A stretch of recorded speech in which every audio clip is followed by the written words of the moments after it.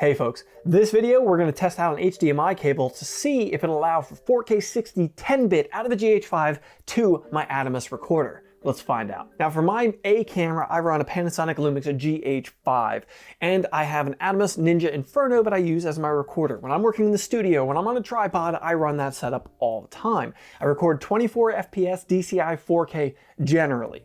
However, I want to be able to record 60 FPS some of the times. Now on my main Hot Rod Hippie YouTube channel, I do a lot of car content. So when I'm out at a car show, see cars rolling in, drifting or racing, I want to be able to get 4K 60 10-bit video. Right now, when I run on a shoulder rig or a tripod, I use this Atomos cable. This thing's like $80, $90. It's super short.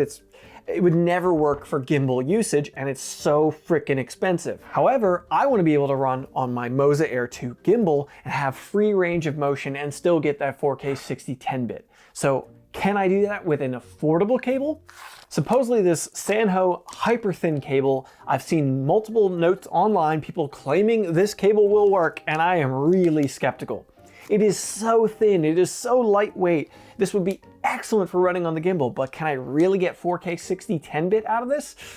We're gonna have to find out, so let's give it a shot. All right, I'm gonna go ahead and break down the whole setup here. I've got my Moza Air 2 gimbal, my Atomos Ninja Inferno. This should work with a Ninja 5 if you wanna have the smaller monitor, and my GH5. I'm gonna put them all together in a rig configuration with this cable, and let's see if we can get some 4K 60 10-bit reliably out of this. Now, okay, I am out here. I've got the Moza all set up. I'm gonna start filming some 60 FPS footage. Let me give you a walk around of what I've got rigged up right now. It's definitely not the final rig configuration I'm gonna be using for the Moza, but it's what I'm running for the moment. Also, sorry I switched to my Pixel phone because, well, the GH5 is on the gimbal. So here's the rig setup as it stands. This is a 3/8 threaded port. I put a 3/8 to 1/4 inch bushing in there, and I put this Moza Magic Arm on there.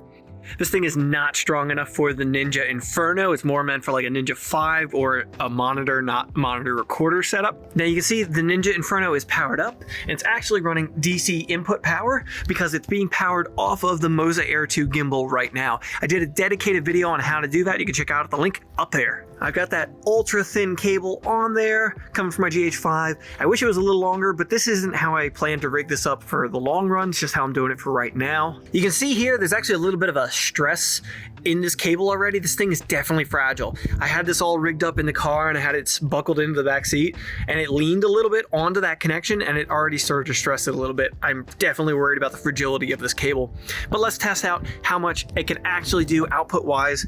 You can see there, 4K UHD 60 FPS. Since I am running a GH5 and not a GH5S, I can't do DCI 4K 60 FPS however much I wish I could. I just hit record. We're all set up. I got the ND dialed in. So we've been recording 60 FPS 4K for at least 30-40 seconds now, and we haven't run into an error yet. You'd see a little red or yellow error sign in the corner here if I did. Hasn't happened yet. So time to go for a little bit of a walk.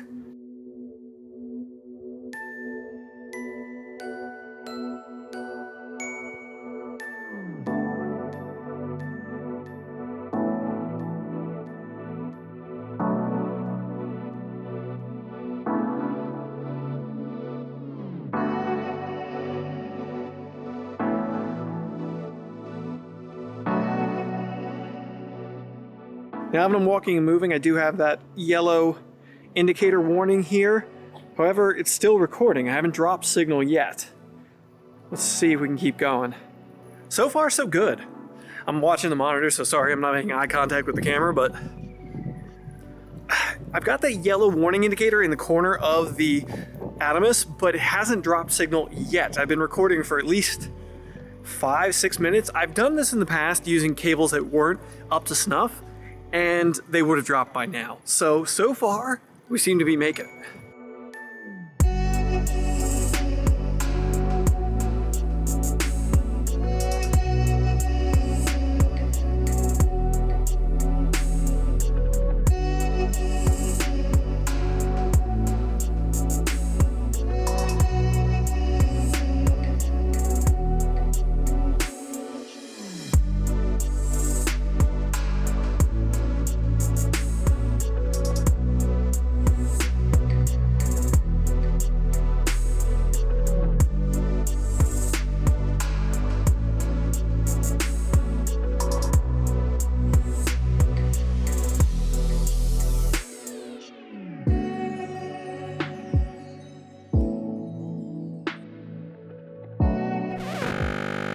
Well, I made it about 10 minutes before the video dropped.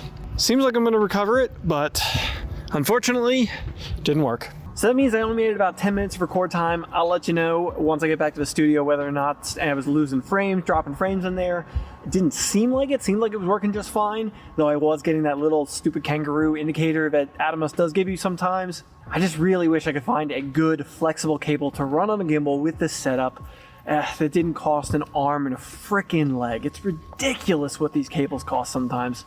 But, you know, hey, I'm using a $1,500 camera on a $600 gimbal with a $700 monitor, so I guess bitching about the cable is probably stupid.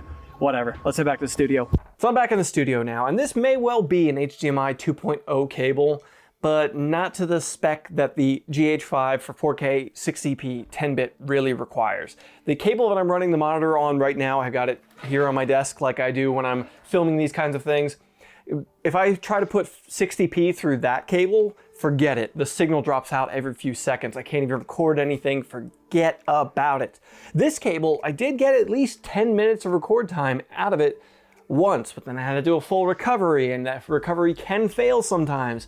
So it's really gonna have to be up to you. And the reason that I'm not throwing this footage out, the reason that I'm putting this video out there is that I'm hoping somebody out there can give me an answer. What cable do you run with your GH5 or similar output requirement camera with an Atomos Ninja Inferno, an Atomos Ninja 5, getting the high quality 4K 60 10-bit output out of that thing?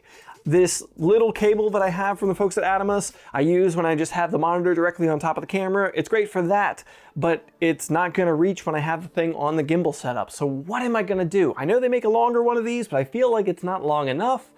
I don't want to spend $100 on it just to find out that it's not long enough for my needs, and it's gonna tug the camera to the one side on the gimbal all the time. Feel free to let me know in the comments down below, what cable are you running? Because if you're not running 4K 60p 10-bit through this cable, this thing is killer. If you're running 1080p on your gimbal, if you're running 4K 24 on the gimbal setup with a camera like this thing, I would say in a heartbeat, pick it up. Especially it's $18.35 on B&H right now. I'll throw a link in the description down below if you do want to pick it up, but it's not gonna do 4K 60p 10-bit output.